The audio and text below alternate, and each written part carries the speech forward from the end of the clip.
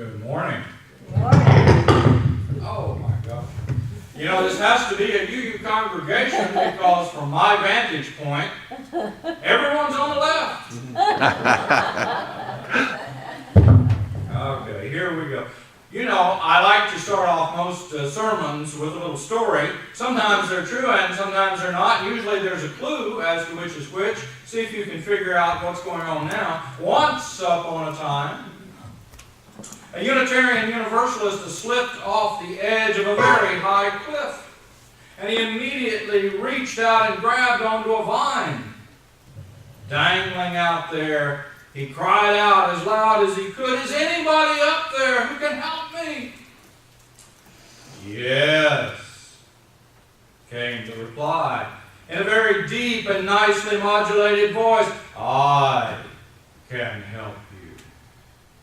"What should I do?" yelled a scared man.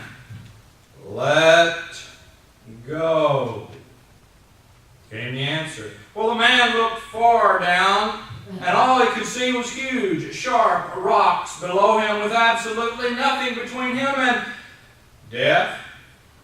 And so in a panic, he called out, "Who are you?" And the answer came, "God."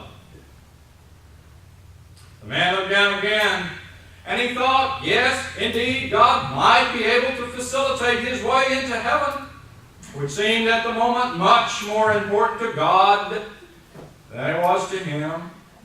The man, you see, wanted a more interim, a more here and now kind of solution to his problem, and so finally the man called out, "Is there anybody else up there?"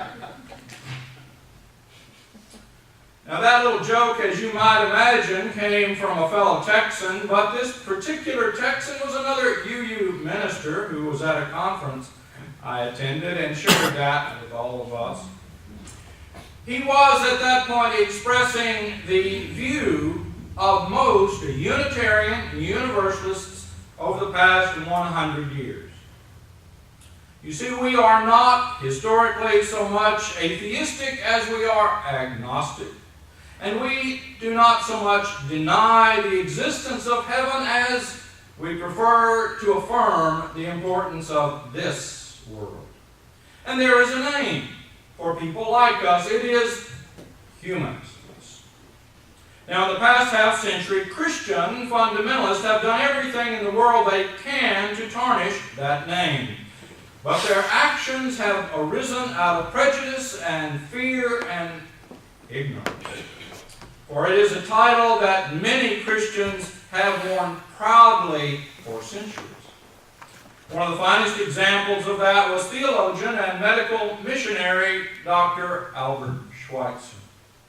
Humanism, of course, is older, much older than Christianity. It goes back at least 500 more years to the great philosophers of Greece and of Rome. Indeed, as you saw in the slideshow earlier, it was the philosopher Protagoras who properly deserves the nickname Father of Humanism, for it was he who declared so well, man or woman is the measure of all things. Now, modern dictionaries are not terribly helpful in defining humanism because they tell you much more than you need to know, really. A modern dictionary will tell you that humanism is a devotion to the humanities and to literary culture. It is the revival of classical letters, the individualistic and critical spirit and the earthly concern that characterize the Renaissance. It is humanitarianism. It is a philosophical doctrine, attitude, or way of life centered upon human interests and values that often, but not always, rejects supernaturalism and stresses an individual's dignity and worth and capacity for self-realization through the use of reason. Now, I hope in these words from the dictionary, you hear and recognize several important echoes from your own, our own Unitarian Universalist principles. In any case, the focus upon improving the lives of human beings in this world is universal to all forms of humanism. Apart from that, however, there have always been, and there continues to be, a very wide variety of positions that have fallen under the name of humanism. In the Journal of Religious Humanism, Carol Wintermuth once provided a wonderful brief survey of the history and of the types of humanism. And she knew whereof she spoke, for she had been at that time the president of the North American Committee for Humanism, as well as the vice president of the Friends of Religious Humanism, and also she is a Unitarian Universalist. Now, according to Wintermuth and others, such as British historian Alan Bullock, humanism arose among the Greek philosophers long before there was a word to describe it. It included both a humanitarian concern for all people and a particular concern to improve oneself through education. Soon, however, Roman thinkers applied a Latin term to this process, humanitas, and it more or less stuck. Later on, however, the meaning of that term changed. When the Renaissance blossomed in the 14th through the 17th centuries, an Italian teacher of classical languages and literature was called humanista by his students, and their course of studies was referred to as a studia humanitatis. These so-called humanists, however, did not yet share the kind of secular free thinking that we often today associate with contemporary humanism. As Wintermuth explains, it was not the rationalistic and the anti-metaphysical revolutionaries who called themselves humanists in those bygone days. During the Renaissance, and in fact for 4 centuries after that, those who called themselves humanists had no desire to break with the past. They were very rooted in ancient languages and cultures, and they were even opposed to the new invention of printing and the development of science. The real scientific and intellectual revolutionaries of the 16th and the 17th centuries, the Enlightenment philosophers of the 17th and 18th, the political and the social revolutionaries of the 18th and 19th centuries were not called by the name humanist during their time. They were instead called the British freethinkers, the deists, the Scottish moralists, the French philosophes, the British utilitarians, and the American transcendentalists, including several Unitarians and Universalists. As Wintermuth points out, they didn't call themselves humanists, but now we do today, because once again, the meaning of that word has changed. The word humanism, as we use it, did not appear until 1808, when it was coined as Humanismus by a German scholar. By the mid-1800s, German educationalists were arguing that what must be cultivated is the excellence of human nature, as opposed to the Church's teaching of a human nature that is depraved by original sin and in need of salvation from beyond. This view was labeled humanistic, and it highlighted the growing tension between a rationalistic approach based upon science and a religious approach based upon revelation. Now, in 1859, this new definition of humanism was becoming very actively used, and in fact it was being applied retroactively to the Renaissance, and thereby to a lot of people who had never used such a term for themselves. It was both unhistorical and anachronistic, of course, and in applying the term humanism, both backwards and forwards in this way, history got to be rewritten in a very confusing manner. Now, above all, what the misnamed humanists of the Renaissance had not intended was that in reviving the classical period, they also revived many of its ideas as well.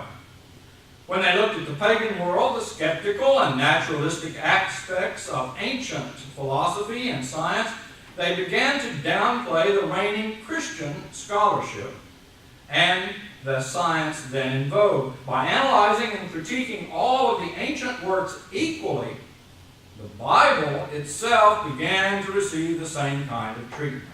And this process undermined the unique authority of the Judeo-Christian tradition which it had enjoyed for ages. It also opened the door to a revival of ancient paganism in the modern world. In the 19th century, left-wing young Hegelians like Ludwig Feuerbach and Arnold Ruge developed a radical critique of religion which argued that religion needed to be replaced by philosophy, magic by science, divinity by humanity, and theism by humanism. They spoke of humanism as their new religion of all things. They hoped that it would, to quote one of them, raise every man to his human reality in a political and commercial community of free and equal associates. Now, other groups also call themselves humanists in the 19th century, and they included people like Marx and Engels, the Freemasons, thinkers like Thomas Paine, and positivists such as Auguste Comte. In Britain, free thinkers described their version of humanism as secularism. They rejected both theism and atheism, and they attempted to avoid all ultimate questions entirely, stressing instead the need to improve conditions in this life. As the 20th century dawned, humanism appeared in the form of pragmatism, with people like William James and John Dewey among its representatives. Some 20th century humanists, like Horace Lamont, repudiated the goal of making humanism into any kind of religion. They preferred instead to think of it purely as a secular and naturalistic philosophy, and their approach was taken up very famously by the American Humanist Association, by the Council for Secular Humanism, and by the so-called skeptical movement. Now, not even all of these different versions exhaust the wide variety of humanisms which exist today. Wintermuth offers a list which includes, this is a shortened version, among other things, the following: scientific humanism, secular humanism, rational humanism, socialist humanism, ecological humanism, ethical humanism, African humanism, superhumanism. That's how I think of you. No. Transhumanism, which I don't even understand, post-humanism, world humanism, as well as some other things with different types of titles: humanistic psychology, behaviorism, objectivism, existentialism, humanitarianism, Scientology, of all things, and various organizations made up of members who are rationalists or atheists of various stripes. Now, on top of these, there is yet one more major type that I have not mentioned, and it is religious humanism. And that, of course, is where the Unitarian Universalists come in. Historian Alan Bullock says quite bluntly, the claim, sometimes made by both secularists and fundamentalists, that secularism represents humanism is a travesty. As much a travesty as to take fundamentalism to represent all of religion. Wintermuth concurs. She says Catholics, Jews, Muslims, all religions have at various times had their own humanistic versions. Bullock and Wintermuth offer details about all of that go way beyond anything I have time to tell you this morning. Suffice it to say that their expositions make it very clear that the modern 21st century humanist movement emerged from within both religious and non-religious organizations. And in that process, Unitarians first and then Universalists became prominently involved. Wintermuth describes it this way. She writes, Unitarians in the Midwest United States in the early 1900s were the ones to go further in discarding not only the second and third persons of the Trinity, but also the first. Supernaturalism and theism with naturalism and humanism needed to be replaced by one another, she said. Supernaturalism taking theism and naturalism and humanism. Around the time of World War II, she says, 1/10 of Unitarians had become humanists. Humanism grew so rapidly that by the time of the Unitarian Universalist merger in 1961, the Unitarian Universalist Association was more than half humans. Historian Conrad Wright says that Unitarian humanists emerged one by one on the religious landscape, isolated radicals, he calls them, in voluntary exile from supernatural theology and churchly intolerance, each pursuing a one-man reformation under the aegis of Unitarianism.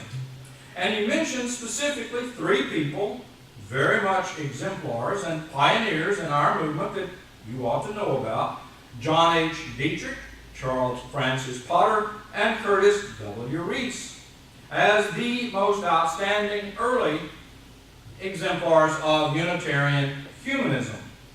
And with them, he says, that part of our movement was born. In their wake, humanism then, he writes, swept through the denomination, becoming its most vital and distinctive theological movement since Transcendentalism, advocating science against supernaturalism, democracy against tyranny, reason against superstition, and experience against revelation. Humanists, he says, plowed new ground among Unitarians. And then, as you may know, on May 1st, 1933, the Humanist Manifesto #1 was published. It outlined the basic position of explicitly named religious humanism in 15 very carefully worded principles.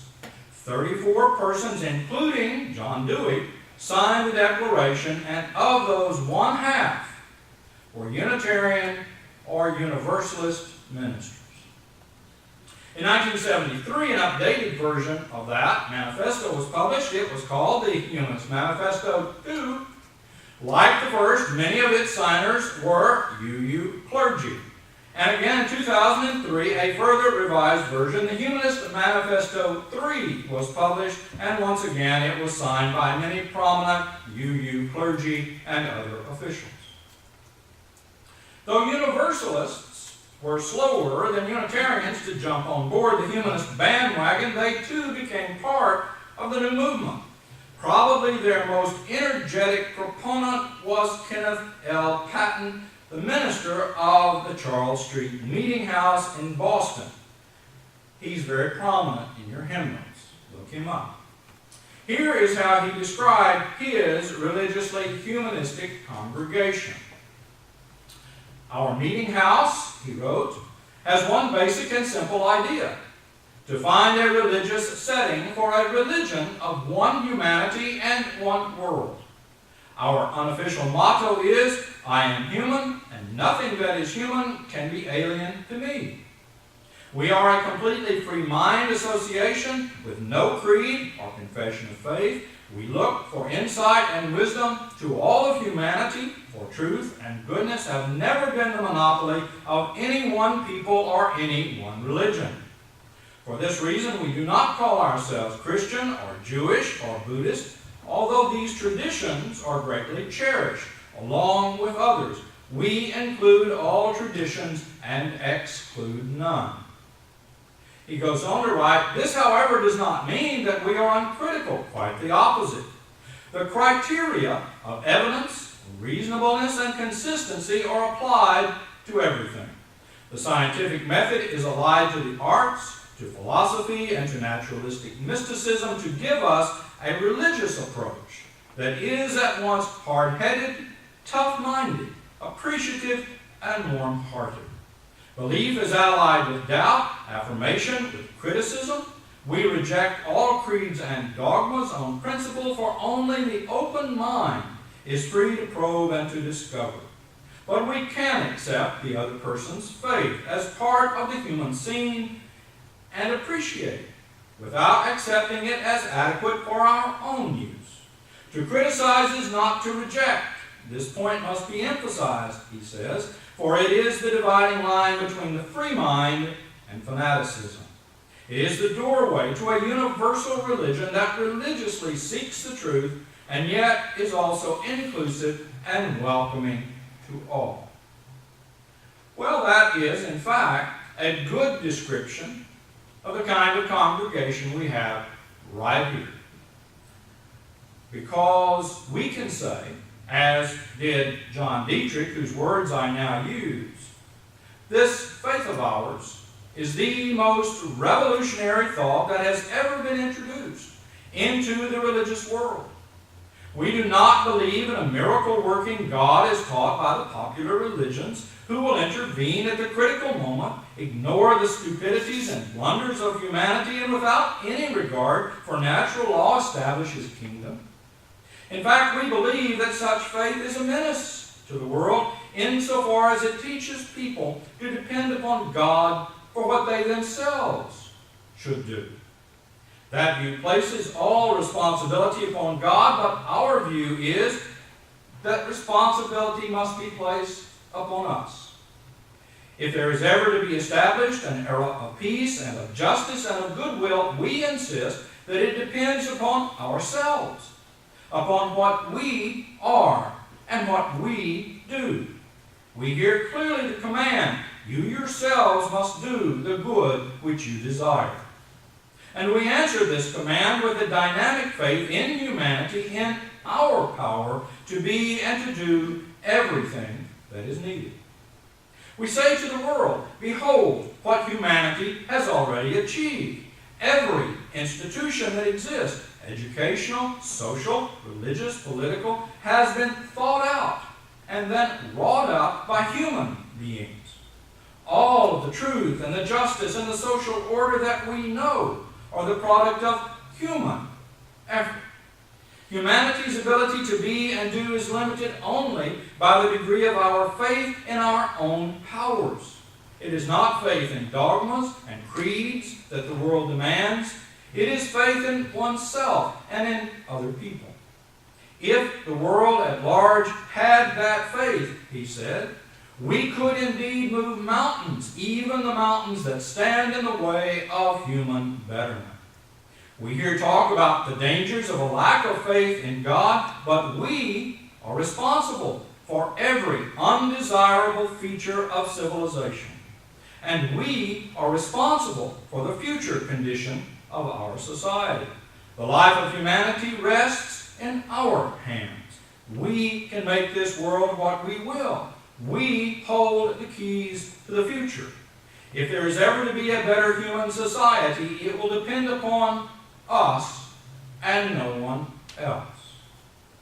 He goes on to say, this is the basis of the faith that we call religious humanism. And we are assured that there is no possible future for religion except as it broadens itself out into this religious humanistic position. All real progress is brought about, he writes, by the application of this spirit of religious humanism, by a real and a living faith in the power of humanity itself. Every advance in freedom and in self-development is the result of the application of this spirit.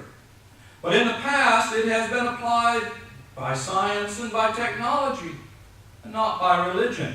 And it is right, he says, that science and technology should be behind all efforts toward progress, but, he adds, religion should be there also and should be the inspiring force. Well, the good news that I am here to share with you this morning is that religion can be present as the inspiring force of human progress, so long as Unitarian Universalists remain committed to our profound tradition of religious humanism.